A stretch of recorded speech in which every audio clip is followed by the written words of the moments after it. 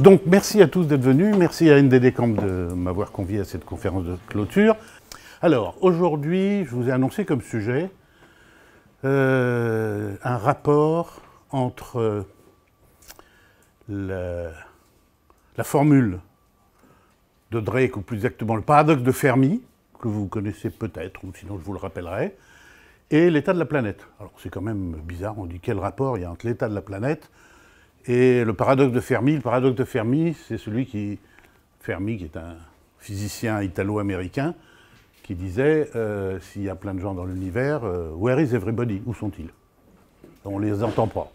Donc il y a un rapport, je prétends qu'il y a un rapport, vous avez raison de froncer les sourcils, mais vous allez voir, il y a un rapport entre le fait que nous n'entendons pas les extraterrestres et l'état de la planète qui n'est pas formidable.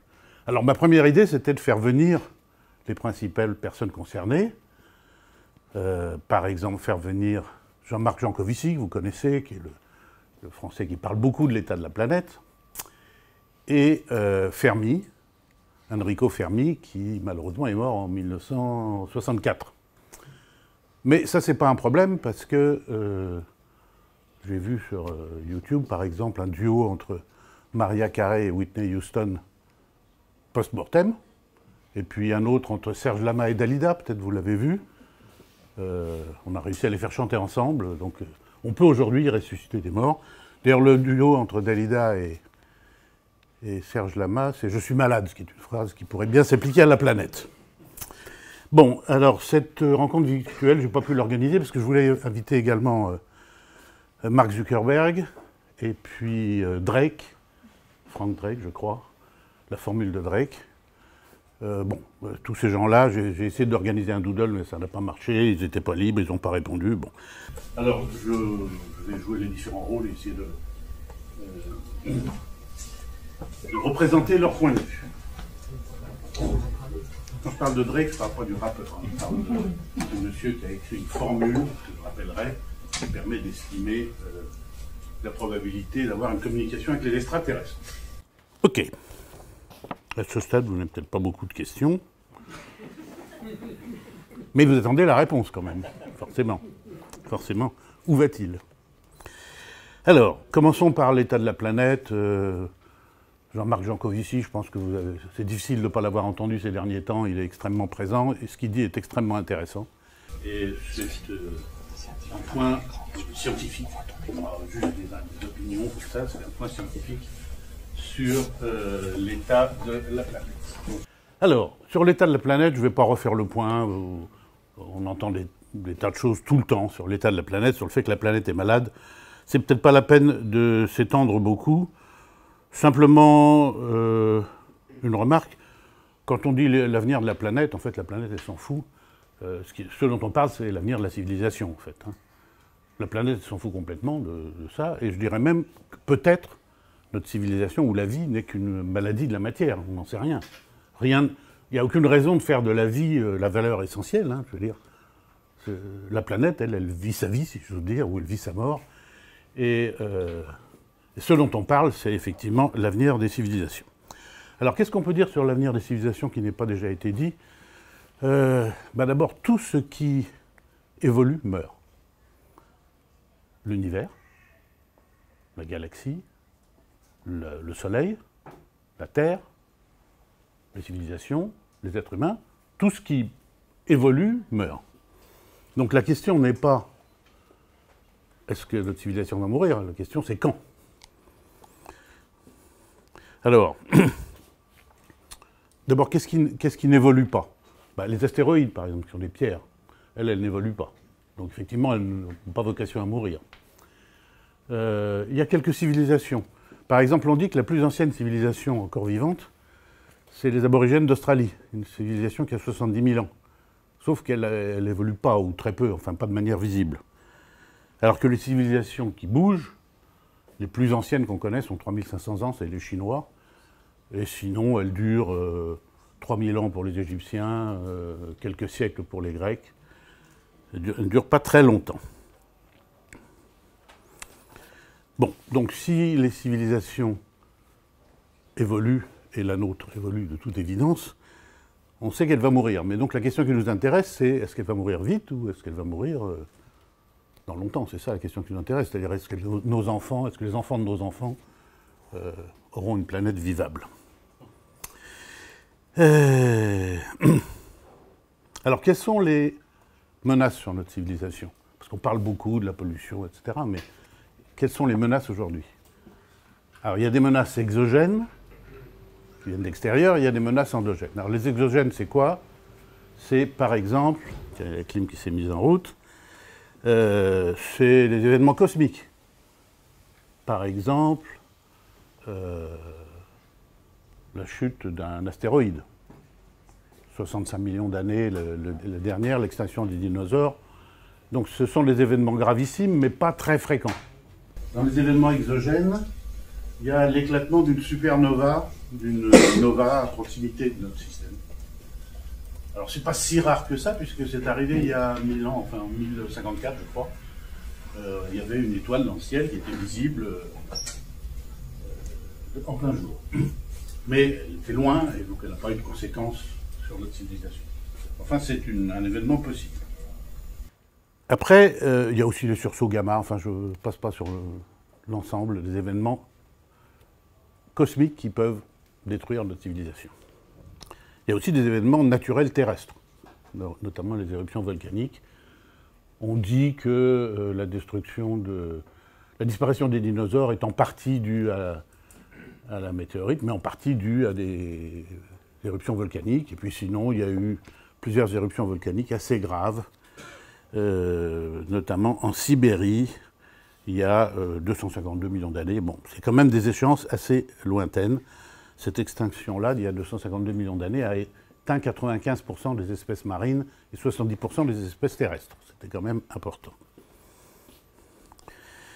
Et puis, il y a les événements qu'on pourrait appeler endogènes, qui sont par exemple les épidémies. Bon. La peste noire, par exemple, au XIVe siècle, qui a détruit de l'ordre de 50% de la population européenne. Ça a affecté gravement la civilisation khmère, la civilisation chinoise, la civilisation byzantine, etc. Bon. Là, on raisonne plutôt en milliers d'années. On avait vu que sur les événements cosmiques, on est en millions d'années. Sur les événements terrestres, on est plutôt en milliers d'années. Et puis, il y a l'autodestruction. Alors, l'autodestruction, c'est là qu'on rejoint un petit peu les préoccupations planétaires. Alors, il y a l'accident nucléaire ou la guerre nucléaire. Je vous rappelle qu'on est passé pas très loin en 1962 avec la crise de Cuba. Donc, ce n'est pas quelque chose de complètement théorique. Il y a aussi l'accident biologique. Par exemple, l'hypothèse qu'un laboratoire à Wuhan ait laissé échapper des virus nocifs, c'est le moins qu'on puisse dire.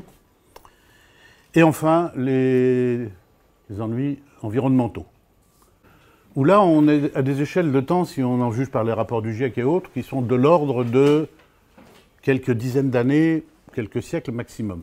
Donc vous voyez que dans cette liste d'événements dramatiques, je suis allé du cosmique, où on raisonne en millions d'années, voire en dizaines de millions d'années, voire en centaines de millions d'années, aux problèmes environnementaux qui sont les plus immédiats et les plus proches.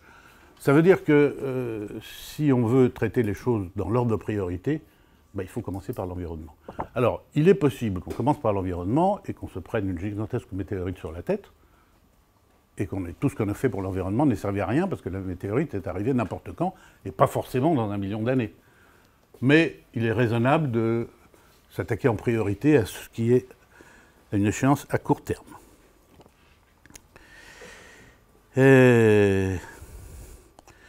Quelques mots sur la température aussi, la fameuse élévation de la température. Une petite remarque comme ça en passant. La marge d'habitabilité de la Terre, elle est de quelques degrés, on le sait, Jean-Marc Jancovici l'a montré. C'est-à-dire qu'un écart de température moyenne de l'ordre de 2-3 degrés, ça veut dire un écart de température extrême beaucoup plus important, et ça veut dire des parties entières de la Terre où les gens meurent. Où les gens meurent parce qu'à 50 degrés, on meurt. À 50 degrés, dans un climat humide, au bout de quelques heures, les êtres humains meurent. Alors j'ai une petite remarque sur la température. On se dit, bon, si la température moyenne, par exemple en France, elle est de 12 degrés. On dit si ça passe de 12 à 14, c'est pas... Bon, on se découvrira un peu plus, mais enfin, c'est pas dramatique. Mais en fait, ce chiffre sont trompeurs, parce que les mesures de température, c'est une variable non métrique. C'est-à-dire que, comme j'entends à la radio, quelqu'un qui dit « Tiens, demain il va faire 10 degrés alors qu'aujourd'hui il faisait 5, donc la température va doubler », ça ne veut rien dire, puisque vous passez en Fahrenheit, ça ne double pas. C'est des températures qui sont non métriques, et il faudrait, pour avoir des variables métriques, partir du zéro absolu, moins 273 degrés, et dire « Tiens, aujourd'hui il fait moins 253 degrés, et demain il va faire moins 254 degrés ». Mais si on raisonne comme ça, on s'aperçoit qu'un écart de 2 degrés, c'est moins d'1%. C'est moins d'1% de variation. C'est-à-dire que c'est très petit. Donc il suffit d'une infime variation de température pour que la Terre devienne non vivable. Bon. Donc, conclusion de tout ça, la question n'est pas est-ce que la civilisation va être affectée, mais la question est à quelle échéance? Quand? Est-ce que vous avez une ou deux questions à ce stade? Je continue? Oui. Alors, quand? Je prétends qu'on va trouver peut-être une réponse du côté des étoiles. Ça, c'est un peu surprenant. Comment les étoiles vont pouvoir nous dire combien de temps va durer notre civilisation? Eh bien, je vais vous faire partager mon raisonnement. 2 mots sur le paradoxe de Fermi. Fermi, il dit, dans l'état actuel des choses, on était en 1960, Fermi, c'est un physicien italien qui est émigré aux États-Unis et qui a travaillé sur le projet Manhattan, c'est-à-dire sur la bombe atomique. Fermi, il dit, logiquement, il y a d'autres civilisations. C'est ce qu'on appelle le principe de médiocrité. La médiocrité ne veut pas dire principe de bêtise, veut dire qu'il n'y a aucune raison que nous soyons exceptionnels, que nous sommes médiocres, c'est-à-dire nous sommes moyens. Donc si nous sommes moyens, toute l'histoire notamment de la cosmologie le montre, la Terre n'est pas au centre du monde, le Soleil n'est pas au centre du monde, le Soleil n'est pas au centre de la galaxie, notre galaxie n'est pas au centre du monde, etc. Et donc Fermi dit Where is everybody? Où sont-ils? Et puis, à peu près à la même époque, en 61, lors du projet SETI, vous savez, le projet de communication avec les extraterrestres, il y a un monsieur qui s'appelle Frank Drake, je crois, qui... Alors c'est justement Drake, pas le rappeur, hein, le physicien, qui établit une formule qui dit que la probabilité d'établir une connexion avec l'extraterrestre, ça dépend d'un certain nombre de paramètres, c'est-à-dire du nombre de planètes, enfin du nombre d'étoiles dans la galaxie. On s'est limité à la galaxie. Hein. Nombre d'étoiles dans la galaxie, nombre de planètes en moyenne dans les étoiles, nombre de planètes remplissant les conditions habitables, nombre de planètes habitables ayant eu la chance d'héberger la vie, nombre de civilisations ayant atteint le stade technologique, nombre de civilisations ayant atteint le stade technologique et désireuses de communiquer, et durée moyenne de vie de ces civilisations. Je peux que j'en ai oublié une ou deux, mais enfin l'idée c'est ça. Et Drake dit voilà, avec cette formule, on pourrait calculer, mais sauf que la plupart des paramètres ne sont pas connus. Sauf que depuis la formule de Drake, il y a quand même quelques paramètres qu'on a éclaircis. Notamment, on a envoyé un satellite Kepler et on lui a demandé de bien explorer une petite zone de la voûte céleste et de trouver des planètes. Et il l'a fait. Et à partir de là, il en a trouvé, je crois, 3000.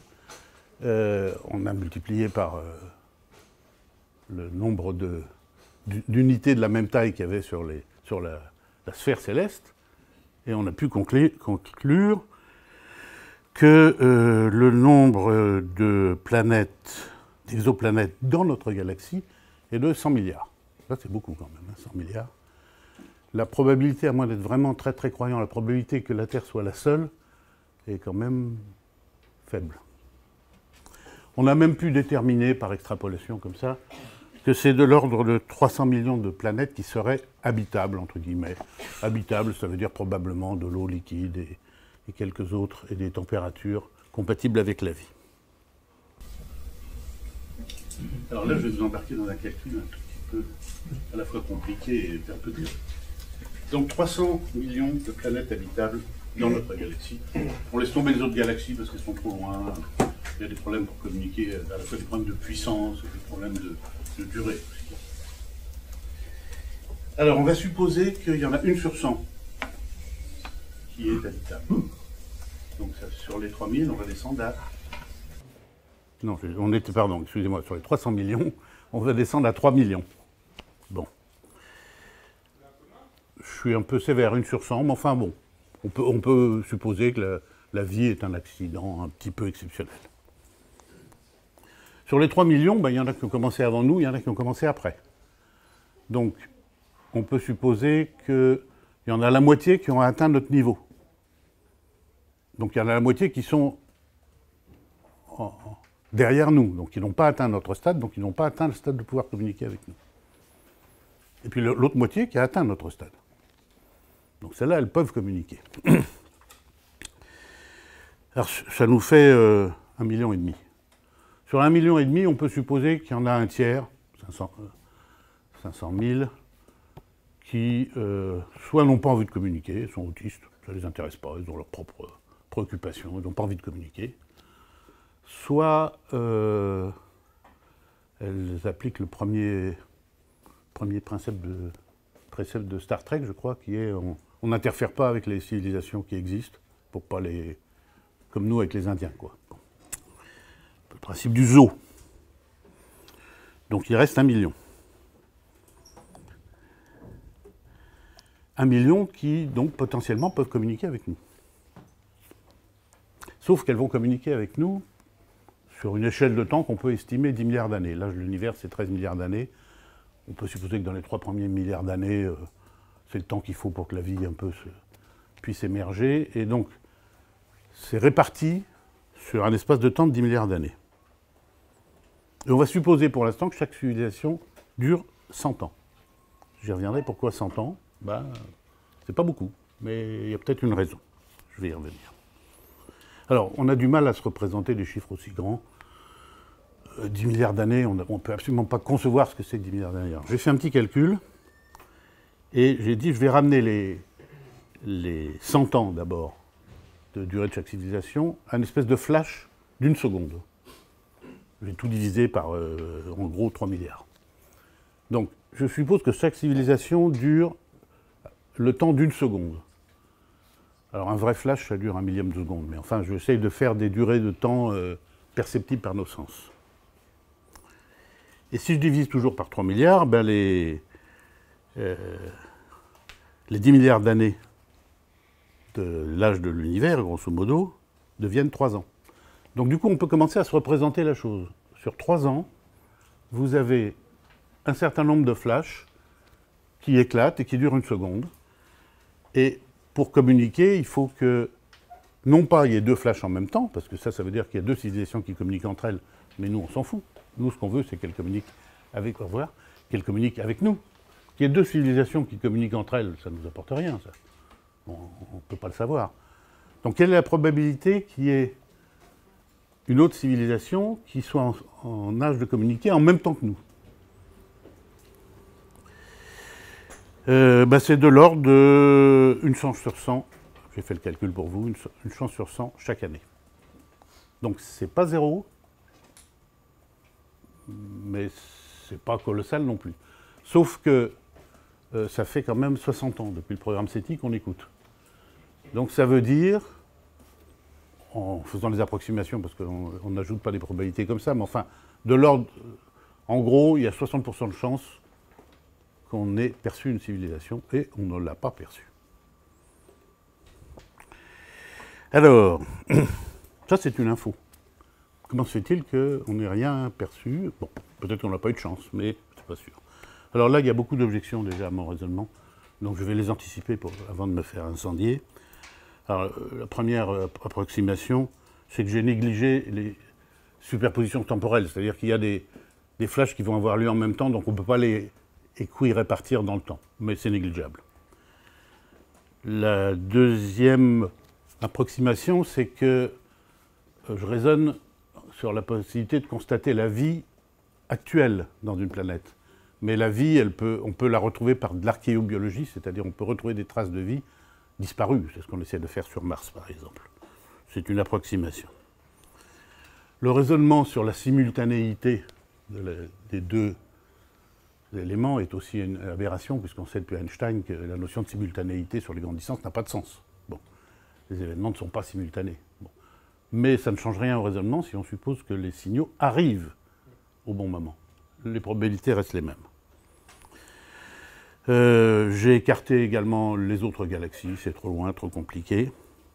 Je vous ai dit qu'on ne peut pas ajouter des probabilités comme ça, mais c'est une approximation acceptable, je m'en suis vérifié, je m'en suis assuré. Une autre approximation, c'est que je raisonne comme si les émetteurs émettaient sur la totalité de la sphère et que nous écoutions sur la totalité de la sphère, ce qui n'est pas vrai. Nous écoutons des coins du ciel parce qu'on ne sait pas écouter tout en même temps. Et puis il y a une extrême incertitude sur les variables. Malgré ça, bon, très grandes inconnues, mais moins que du temps de Drake, hein, on voit que si les civilisations duraient 1000 ans, au lieu de 100 ans, nous aurions une probabilité, grosso modo, d'1 sur 10 chaque année d'entrer en communication avec l'une d'entre elles. Or, depuis 40 ans, ce n'est pas arrivé. Ça veut dire probablement, et si les hypothèses sont acceptables, ce qui, je l'admets, est discutable, qu'il n'y a pas de civilisation extraterrestre qui dure 1000 ans, ou qu'en tout cas c'est rare. C'est une info qui peut être utile pour nous. On peut dire autrement, on peut dire que le fait d'avoir rien entendu, c'est quand même mauvais signe.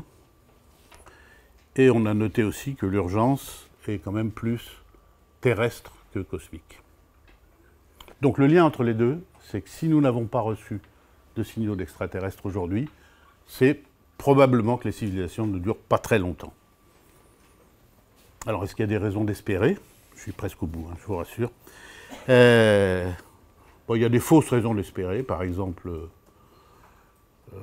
compter sur des mondes virtuels, le métavers. Le monde virtuel ne peut exister qu'appuyé sur un monde réel. Et de plus en plus, je veux dire que les données occupent de l'espace physique et consomment de l'énergie physique. Donc, il y a également l'hypothèse des multivers, c'est-à-dire qu'à chaque fois qu'il y a une superposition quantique, il se crée un univers. Bon, c'est une hypothèse qui n'est pas très économique et qui est contraire au principe de parcimonie. Bon. Et puis il y a une petite hypothèse que je reprends à David Louartre. Je ne sais pas si vous connaissez David Louartre, qui est un monsieur qui s'exprime beaucoup sur YouTube et qui est très intéressant. Et il a cette hypothèse que je trouve amusante. Il dit, si une civilisation dure plus de 100 ans, supposons qu'elle dure plus de 100 ans, de toute façon, on ne pourra pas se comprendre, on ne pourra même pas comprendre qui nous parle. Pourquoi? Parce qu'ils vont utiliser des outils qu'on ne peut même pas imaginer. Par exemple, ils communiquent par les ondes gravitationnelles, on ne sait pas bien comment ça s'appelle à savoir les écouter. Donc on est dans la situation de personnes équipées d'un Minitel qui essaient de lire un email. Donc on ne voit même pas qu'il y a un email qui passe, parce qu'on n'a pas le... On n'est pas équipé pour. Donc dans cette hypothèse-là, les civilisations dureraient un peu plus. Simplement, on ne pourrait pas le faire. Alors je termine sur quelles conséquences pratiques de tout ça, parce que c'est quand même vachement théorique. Bah, moi je dirais que ce qu'on pourrait faire pratiquement, d'ailleurs des gens le font, c'est commencer par sécuriser notre savoir. C'est-à-dire mettre en sécurité tout ce qu'on sait, Wikipédia et le reste, dans des endroits préservés. Alors ça se fait dans différents endroits, ça se fait dans une île de Tasmanie notamment, par l'université de Tasmanie, et que bâtit un espèce de monument en acier qui fait 10 mètres sur 4, je crois, où il stocke des milliards de gigabits d'informations, terabits d'informations. Donc ça, c'est en route. Bon. Deuxième chose, c'est de prendre conscience et d'assumer le fait que les dangers sont actuellement essentiellement terrestres. Les plus probables sont terrestres. Donc, vive la RSE, il faut militer pour la responsabilité sociale et environnementale, y compris sur le plan politique, notamment concernant les guerres. Et troisième chose, ensemencer la galaxie, commencer à sortir de notre planète. C'est ce que prône Elon Musk quand il veut aller conquérir Mars. On ne peut pas aller très loin pour l'instant, mais ça va venir. Il faut sortir de notre planète. Il n'y a pas de planète B. Ben, si, il faut qu'il y ait des planètes B. Et je termine sur une citation qui se trouve sur ce fameux monument de Tasmanie, là, sur lequel ils ont écrit la phrase « La façon dont l'histoire se termine ne dépend que de nous ». Je trouve que c'est une belle conclusion. Et je vous remercie et je suis à votre disposition pour des questions. Merci.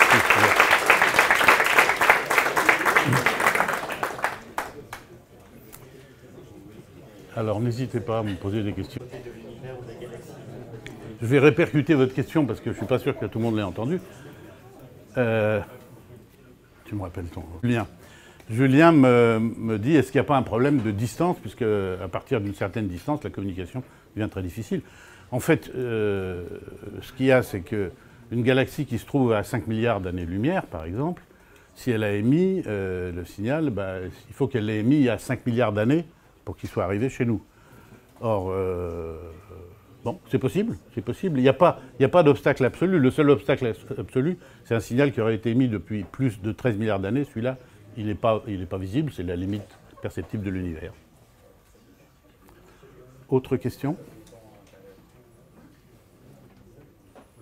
Oui. Au niveau des technologies, d'écoute, qu'est-ce qu'on est capable de savoir quel type de signal ils enverraient, et donc de mettre en face les technologies pour entendre le signal, parce qu'il y a toutes formes de signaux. Ah, c'est tout le problème. C'est d'abord quel support matériel.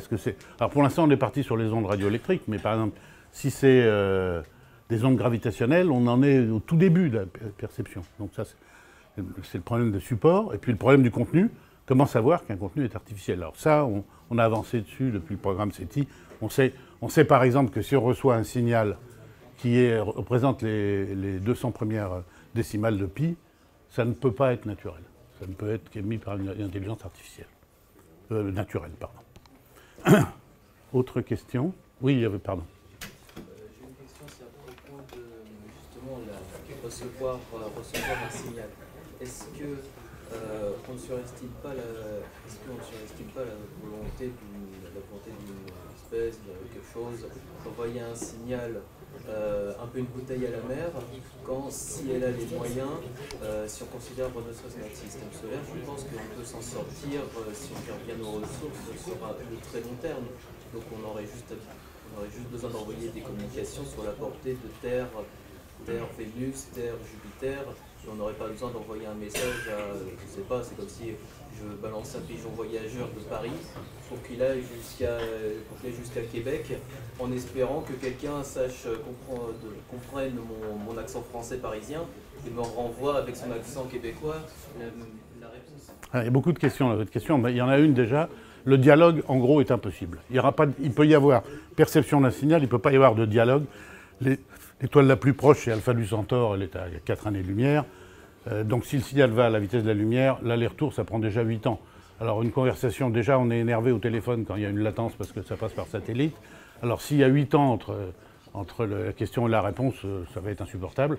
Et ça, c'est pour la plus proche. Donc il y en a où ça va être des millions d'années. Donc les millions d'années, la conversation les réseaux sociaux vont être vraiment très ralentis. Hein. Alors c'est vrai de Mars, c'est pas vrai de Jupiter. Hein. Par exemple, toutes les planètes gazeuses sont hors course. On ne peut pas vivre sur une planète gazeuse. Les autres, c'est une question d'énergie, mais on peut rendre les planètes habitables. Ça dépend des planètes. Vénus, ça va être compliqué, parce que la température, c'est 180 degrés le jour et moins 200 la nuit. Donc ça va pas être facile, mais c'est faisable. D'autres questions? Écoutez, un grand merci de votre attention. C'est d'autant plus méritant que moi je ne suis pas un physicien, je ne suis pas un astrophysicien non plus. Mais il fallait traverser à la fois l'économie, l'écologie, la physique, l'astrophysique. Et donc j'ai pris un peu ce risque et vous avez eu la gentillesse de le partager avec moi. Maintenant, je pense que je vais me faire allumer par plein de spécialistes sur YouTube et tout. Mais c'est pas grave, je lance cette idée. Merci à tous. Merci.